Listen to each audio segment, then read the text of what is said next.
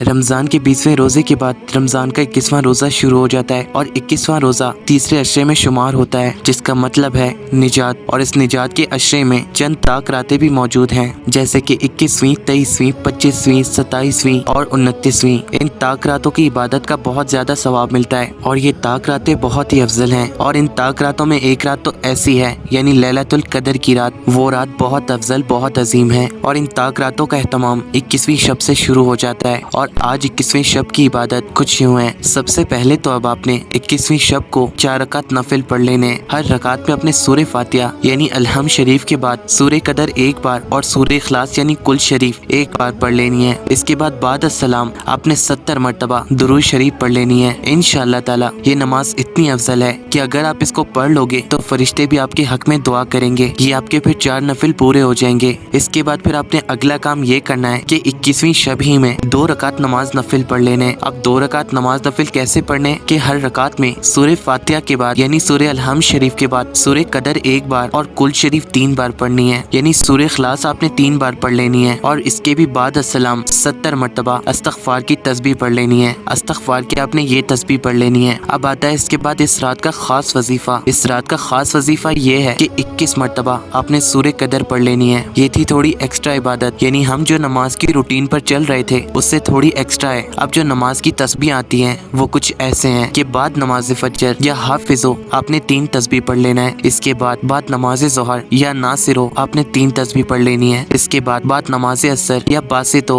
आपने 3 तस्बीह पढ़ लेनी है। इसके बाद नमाज मगरिब दुआए जमीला आपने 3 मरतबा पढ़ लेनी है। लिंक आपको डिस्क्रिप्शन में मिल जाएगा। अब इसके बाद नमाज इशा सूरह तलाक की आयत नंबर 3 आपने 40 मरतबा पढ़ लेनी है। ये थी आपके 21वें रोजे की इबादत। बताई मैंने बहुत कम है। अगर इबादतें आप करना चाहो तो आप अपनी मर्जी से भी नफिल पढ़ सकते हो, अपनी मर्जी से कुरान पाक की तिलावत कर सकते हो। आप जितनी इबादत करोगे उसका आपको डबल से तिगना सवाब मिलेगा। इतनी अफजल हैं ये खास रातें। और 21वें रोजे के बारे में हजरत मोहम्मद सल्लल्लाहु अलैहि वसल्लम ने फरमाया कि 21वें दिन अल्लाह ताला तुम्हारी कब्र को 1000 फरसख वसी करके तारीकी और वहशत को दूर करेगा और तुम्हारी कब्रों को शोहदा की कबूर की मानंद करेगा और तुम्हारे चेहरों को हजरत यूसुफ अलैहिस्सलाम के चेहरे के मानंद नूरानी करेगा। सुभान अल्लाह, कितना ही ज्यादा अजर है। अल्लाह ताला हम सब को इबादत गारों में शामिल कर दे। और जो ताक रातें हमें मिली हैं अल्लाह ताला इन ताक रातों में हमें अपने रब को राजी करने की तौफीक दे दे, आमीन। रमजान के 21वें रोजे की दुआ के साथ इख्तिताम करते हैं कि ए अल्लाह, आज के दिन अपनी रजाओं की तरफ मेरी रहनुमाई का सामान कर और इसमें शैतान को मुझ पर किसी तरह का इख्तियार न दे